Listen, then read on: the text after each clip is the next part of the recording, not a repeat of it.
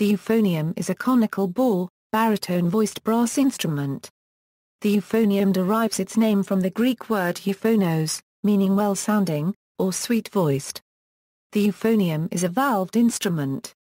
Nearly all current models are piston-valved, though rotary-valved models do exist. A person who plays the euphonium is sometimes called a euphoniumist, euphophonist, or a euphonist, while British players often colloquially refer to themselves as euphists, or euphologists. Similarly, the instrument itself is often referred to as eupho or euph. Name recognition and misconceptions. The euphonium is part of the family of brass band instruments. It is sometimes confused with the baritone horn. The euphonium and the baritone differ in that the bore size of the baritone horn is typically smaller than that of the euphonium, and the baritone is primarily cylindrical bore, whereas the euphonium is predominantly conical bore. The two instruments are easily interchangeable to the player, with some modification of breadth and embouchure, since the two have identical range and essentially identical fingering. The cylindrical baritone offers a brighter sound and the conical euphonium offers a mellower sound. The so-called American baritone, featuring 3 valves on the front of the instrument and a curved, forward-pointing bell, was dominant in American school bands throughout most of the 20th century, its weight, shape and configuration conforming to the needs of a marching band. While this instrument is in reality a conical cylindrical bore hybrid, neither fully euphonium nor baritone, it was almost universally labeled a baritone by both band directors and composers, thus contributing to the confusion of terminology in the United States. Several late 19th century music catalogues sold a euphonium-like instrument called the bar and registered trademark bass. In these catalogue drawings, the bar and registered trademark bass had thicker tubing than the baritone. Both had 3 valves. Along the same lines, drum and bugle corps introduced the bass baritone, and distinguished it from the baritone. The thicker tubing of the 3-valve bar and registered trademark bass allowed for production of strong false tones, providing chromatic access to the pedal register. History and development. As a baritone-voiced brass instrument, the euphonium traces its ancestry to the ophicleide and ultimately back to the serpent. The search for a satisfactory foundational wind instrument that could support masses of sound above it took some time. While the serpent was used for over 2 centuries dating back to the late Renaissance, it was notoriously difficult to control its pitch and tone quality due to its disproportionately small open finger holes. The ophicleide, which was used in bands and orchestras for a few decades in the early to mid-19th century, used a system of keys and was an improvement over the serpent but was still unreliable, especially in the high register. With the invention of the piston valve system c. 1818, the construction of brass instruments with an even sound and facility of playing in all registers became possible. The euphonium is said to have been invented, as a wide-bore, valved bugle of baritone range, by Ferdinand Sommer of Weimar in 1843, though Karl Moritz in 1838 and Adolf Sax in 1843 have also been credited. While Sax's family of sax horns were invented at about the same time and the bass sax horn is very similar to a euphonium, there are also differences. The British-style compensating euphonium was developed by David Blakely in 1874, and has been in use in Britain ever since. Since this time, the basic construction of the euphonium in Britain has changed little. Construction and general characteristics. The euphonium, along with the oboe, bassoon, and tuba, is pitched in concert bar and registered trademark, meaning that when no valves are in use the instrument will produce partials of the bar and registered trademark harmonic series. It is generally orchestrated as a non-transposing instrument like the trombone, written at concert pitch in the bass clef with higher passages in the tenor clef. Treble clef euphonium parts transposing down a major ninth are included in much concert band music. In the British-style brass band tradition, euphonium music is always written this way. In continental European band music, parts for the euphonium may be written in the bass clef as a bar and registered trademark transposing instrument sounding a major second lower than written. Professional models have 3 top action valves, played with the first 3 fingers of the right hand, plus a compensating 4th valve, generally found midway down the right side of the instrument, played with the left index finger. Such an instrument is shown at the top of this page. Beginner models often have only the 3 top action valves, while some intermediate student models may have a 4th top action valve, played with the 4th finger of the right hand. Compensating systems are expensive to build, and there is in general a substantial difference in price between compensating and non-compensating models. For a thorough discussion of the valves and the compensation system, see the article on brass instruments. The euphonium has an extensive range, comfortably from E2 to about bar and registered trademark 4 for intermediate players. In professional hands this may extend from BO to as high as bar and registered trademark 5. The lowest notes obtainable depend on the valve setup of the instrument. All instruments are chromatic down to E2, but 4-valved instruments extend that down to at least E2. Non-compensating 4-valved instruments suffer from intonation problems from A and registered trademark 2 down to C2 and cannot produce the low B1. Compensating instruments do not have such intonation problems and can play the low B natural. From bar and registered trademark 1 down lies the pedal range, that is the fundamentals of the instrument's harmonic series. They are easily produced on the euphonium as compared to other brass instruments, and the extent of the range depends on the make of the instrument in exactly the same way as just described. Thus, on a compensating 4-valved instrument, the lowest note possible is BO, sometimes called double pedal B, which is 6 ledger lines below the bass clef. As with the other conical-bore instruments, the cornet, flagellum, horn, and tuba, the euphonium's tubing gradually increases in diameter throughout its length, resulting in a softer, gentler tone compared to cylindrical bore instruments such as the trumpet, trombone, sudraphone, and baritone horn. While a truly characteristic euphonium sound is rather hard to define precisely, most players would agree that an ideal sound is dark, rich, warm, and velvety, with virtually no hardness to it. On the other hand, the desired sound varies geographically.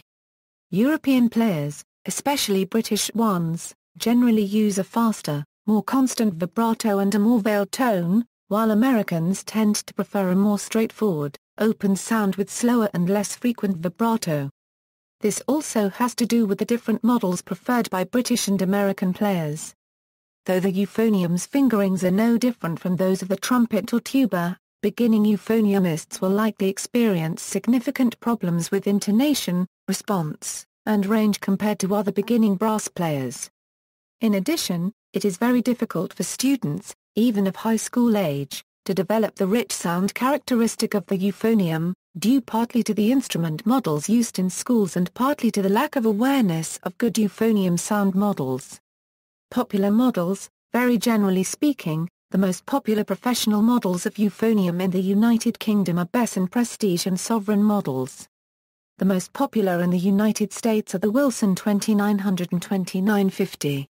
In both cases, these models have gained popularity through the use and sponsorship of extremely highly respected players and teachers. In Britain, by Stephen Mead, and in America, by Dr. Brian Bowman. In recent years, the Yamaha Yep 842 Custom has gained popularity in the United States due to similar activities by Adam Frey. Most recently, D. Mundy Thurman has worked in conjunction with Miraphone to develop the Ambassador 5050.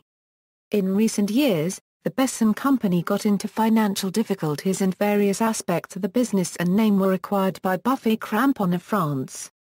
The remaining assets were acquired by the German company Schreiber Keyleth, who lost no time in bringing rival instruments, with the York brand name, to market. In 2010, Schreiber Keyleth was also acquired by Buffet Crampon, and the York brand was dropped. Other highly regarded professional models found around the world are the Yamaha 642, the Hirschbrunnen Standard, Exclusive, and Stealth, the Sterling Virtuoso, and the Mine Western 451 and 551. A well-selling and school-inventoried intermediate model horn in the United States is the Yamaha Yep 321, which has 4 valves and is non-compensating. Other similar models of euphonium are made by Besson, Wilson, Jupiter, and under the names of many storied American manufacturers now within the Conselmer umbrella among others. Besson produces a 4-valve non-compensating euphonium with the 4th valve on the side. Double-belled euphonium. A creation unique to the United States was the double-bell euphonium, featuring a second smaller bell in addition to the main one. The player could switch bells for certain passages or even for individual notes by use of an additional valve, operated with the left hand. Ostensibly, the smaller bell was intended to emulate the sound of a trombone and was possibly intended for performance situations in which trombones were not available. The extent to which the difference in sound and timbre was apparent to the listener, however, is up for debate. Harry Whittier of the Patrick S. Gilmore Band introduced the instrument in 1888, and it was used widely in both school and service bands for several decades. Harold Brash brought the British-style compensating euphonium to the United States c. 1939, but the double-belled euphonium may have remained in common use even into the 1950s and 1960s. In any case, they have become rare, and are generally unknown to younger players. They are chiefly known now through their mention in the song 76 Trombones from the musical The Music Man by Meredith Willson. Marching euphonium. A marching version of the euphonium may be found in marching band, though it is often replaced by its smaller, easier-to-carry cousin, the marching baritone. Marching euphoniums are used by marching bands in schools, and in drum and bugle corps, and some corps march all euphonium sections rather than only marching baritone or a mix of both. Depending on the manufacturer, the weight of these instruments can be straining to the average marcher and require great strength to hold during practices and performances, leading to nerve problems in the right pinky, a callus on the left hand, and possibly back and arm problems. Another form of a marching euphonium is the convertible euphonium. Recently widely produced, the horn resembles a convertible tuba, being able to change from a concert upright to a marching forward bell on either the left or right shoulder. These are mainly produced by Jupiter or Yamaha, but other less expensive versions can be found. 5-valve euphonium. The 5-valve euphonium is an extremely rare variation of the euphonium manufactured in the late 19th and early 20th centuries by Britain's Besson Musical Instrument Company and Hyams of Manchester Musical Instrument Company. Besson and Hyams's clear-bore 5-valve vintage euphoniums are among the rarest and most valuable in existence. The Besson 5-valve euphonium featured the standard 3-piston valves horizontally on top, but had an additional 2-piston valves off the side. The standard euphonium has 8 possible fingering and non-fingering positions by which sound is produced. The Besson and the Hyams clear-bore model rare 4th and 5th extra side valves changed the possible fingering and non-fingering positions from 8 to 32. The term 5-valve euphonium does not refer to variations of the double-bell euphonium made by various brass instrument companies during the same time period. Some of the double-bell euphoniums had 5 valves, with the 5th valve either on top with the other 4, or by itself off to the side, but the double-bell 5th valve was used for switching the sound to the second smaller trombone-size bell, and not for changing the fingering pitch of the instrument. Also, Cerveny Musical Instruments manufactures several euphoniums with 5 vertical rotary valves today, but this is an unrelated recent development. Performance venues and professional job opportunities. The euphonium has historically been exclusively a band instrument, whether of the wind or brass variety, where it is frequently featured as a solo instrument. Because of this, the euphonium has been called the king of band instruments, or the cello of the band, because of its similarity in timbre and ensemble role to the stringed instrument. Euphoniums typically have extremely important parts in many marches, and in brass band music of the British tradition. Other performance venues for the euphonium are the tuba euphonium quartet or larger tuba euphonium ensemble. The brass quintet, where it can supply the tenor voice, though the trombone is much more common in this role. Or in mixed brass ensembles. Though these are legitimate performance venues, paid professional jobs in these areas are almost non-existent. They are much more likely to be semi-professional or amateur in nature. Most of the United States Armed Forces service bands include a tuba euphonium quartet made up of players from the band that occasionally performs in its own right.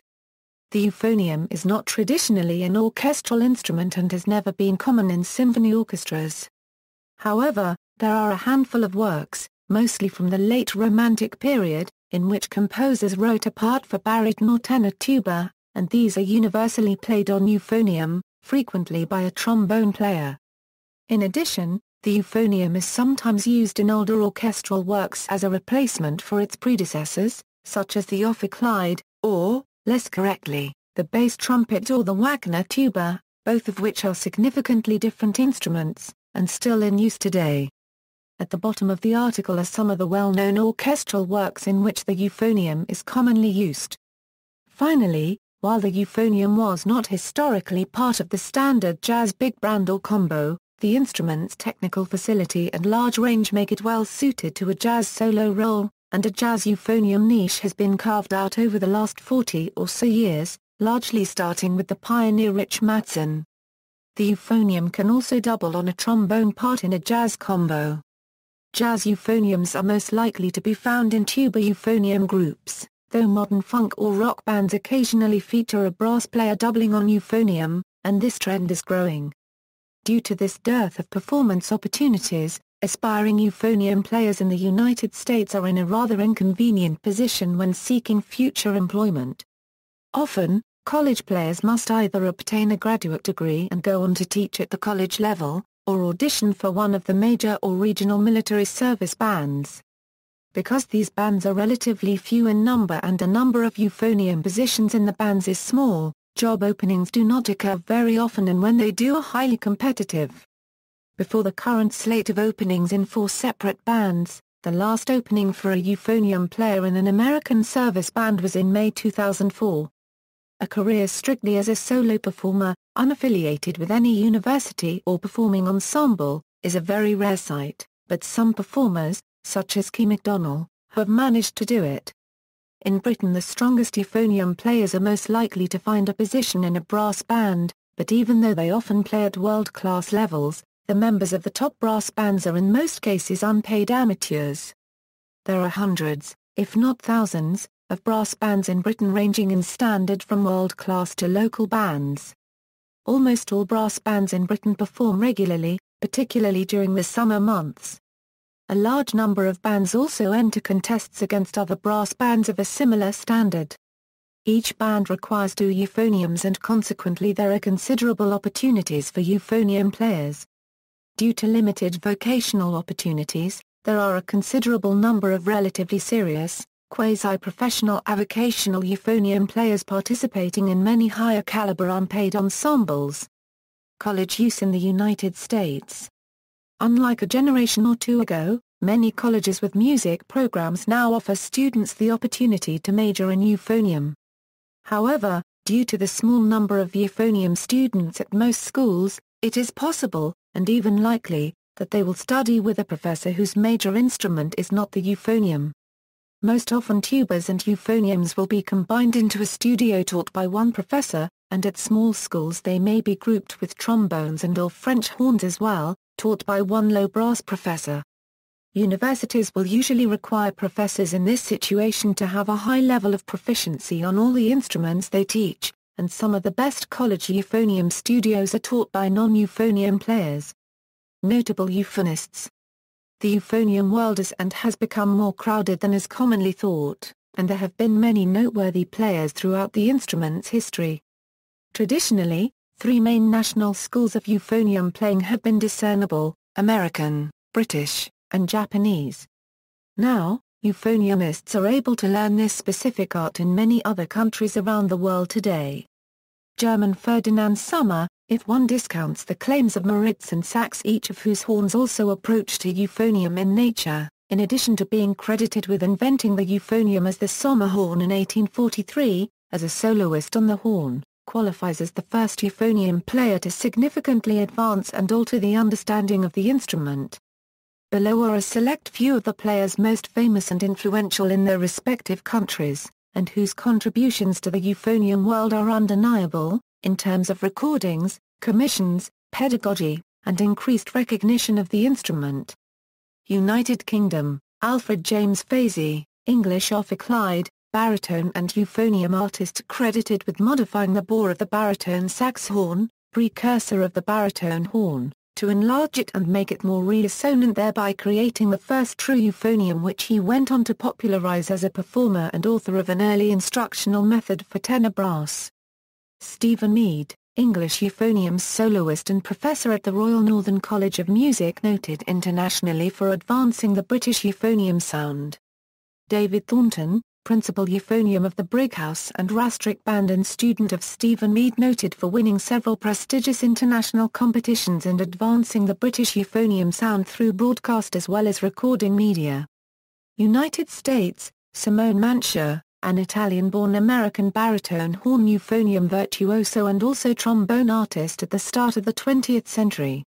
Playing as soloist with the Sousa and the Pryor bands, Mansha was the first euphonium virtuoso to record and popularize this non-orchestral instrument in the United States. Leonard Falcon, Italian-born American baritone euphonium soloist, arranger, professor, director of bands at Michigan State University, and teacher of many noted euphonium artists. Falcon advanced an operatic passionate baritone style and is the namesake of the Leonard Falcon International Tuba and Euphonium Festival, the leading venue for the instrument in the United States. Arthur W. Layman, American euphonium soloist known as Art, recording artist, United States Marine Band, noted euphonium author of works such as The Art of Euphonium. Layman was a student of Harold Brash and Simone Mansha and advanced the concept of a rich resonant sound with no vibrato pioneered by Mansha. Brian Bowman, former soloist with the U.S. Navy Band and U.S. Air Force Band. Now professor of euphonium at the University of North Texas, co-editor of Arbon's Method for Trombone and Euphonium. Bowman innovated a fusion of the mellow British sound with deep passion heard in Falcon recordings, becoming the best-known American artist at the end of the 20th century through recording, teaching and the first euphonium recital at Carnegie Hall. Japan, Toru Miura, professor of euphonium at the Kunitachi College of Music. Soloist and clinician who was awarded a Lifetime Achievement Award by the International Tuba Euphonium Association for his role in promoting the instrument. Literature. The Euphonium repertoire consists of solo literature and orchestral or, more commonly, band parts written for the euphonium. Since its invention in 1843, the euphonium has always had an important role in ensembles, but solo literature was slow to appear, consisting of only a handful of lighter solos until the 1960s. Since then, however, the breadth and depth of the solo euphonium repertoire has increased dramatically. In the current age, there has been a huge number of new commissions and repertoire development and promotion through Stephen Mead unregistered trademark as World of the Euphonium series and the Beyond the Horizon series from euphonium.com. There has also been a vast number of new commissions by more and more players and a proliferation of large-scale consortium commissions that are occurring, including current ones in 2008 and 2009 organized by Brian Meixner, Adam Frey, and Jason Hamm. Upon its invention, it was clear that the euphonium had, compared to its predecessors the Serpent and Ophicleide, a wide range and had a consistently rich, pleasing sound throughout that range. It was flexible both in tone quality and intonation and could blend well with a variety of ensembles, gaining it immediate popularity with composers and conductors as the principal tenor voice's solo instrument in brass band settings, especially in Britain. It is no surprise, then, that when British composers some of the same ones who were writing for brass bands began to write serious, original music for the concert band in the early 20th century, they used the euphonium in a very similar role. When American composers also began writing for the concert band as its own artistic medium in the 1930s and 1940s, they continued the British brass and concert band tradition of using the euphonium as the principal tenor-voiced solo. This is not to say that composers, then and now, valued the euphonium only for its lyrical capabilities. Indeed, examination of a large body of concert band literature reveals that the euphonium functions as a jack of all trades. Though the euphonium was, as previously noted, embraced from its earliest days by composers and arrangers in band settings, orchestral composers have, by and large, not taken advantage of this capability. There are, nevertheless, several orchestral works, a few of which are standard repertoire, in which composers have called for instruments, such as the Wagner tuba, for which euphonium is commonly substituted today. In contrast to the long-standing practice of extensive euphonium use in wind bands and orchestras, there was until approximately 40 years ago literally no body of solo literature written specifically for the euphonium, and euphoniumists were forced to borrow the literature of other instruments.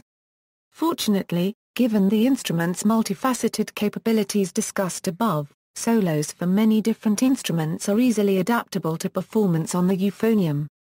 The earliest surviving solo composition written specifically for euphonium or one of its sax horn cousins is the Concerto per flicorno basso by Amica Ponciulli. For almost a century after this, the euphonium solo repertoire consisted of only a dozen or so virtuosic pieces, mostly light in character. However, in the 1960s and 1970s, American composers began to write the first of the new school of serious, artistic solo works specifically for euphonium. Since then, there has been a virtual explosion of solo repertoire for the euphonium. In a mere 4 decades, the solo literature has expanded from virtually zero to thousands of pieces. More and more composers have become aware of the tremendous soloistic capabilities of the euphonium, and have constantly pushed the envelope with new literature in terms of tessitura, endurance, technical demands, and extended techniques.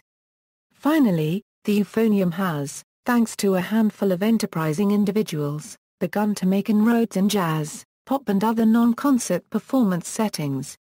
See also, William Bell, baritone and euphonium manufacturers, references, explanatory notes. Citations. Sources, http, lobracemore.com/ Euphonium retrieved on January 28, 2008, http, www.knickknacks.net retrieved on January 28, 2008, http, www.docs.com 2198574/ History of the baritone and the euphonium, external links, euphonium.com focused on the IEI, new repertoire, a forum for the euphonium, and the activities of Adam Frey. Euphonium.net Stephen Mead's personal website. The International Tuba Euphonium Association, a professional organization for tubists and euphonists. Tuba News, a free monthly online publication for tuba and euphonium players. Tuba Euphonium Press, publishing house for new euphonium and tuba music. Brass-forum.co, a UK-based brass discussion forum. Tuba Euphonium Forum, a discussion forum for euphonium and tuba. Acoustics of brass instruments from Music Acoustics at the University of New South Wales.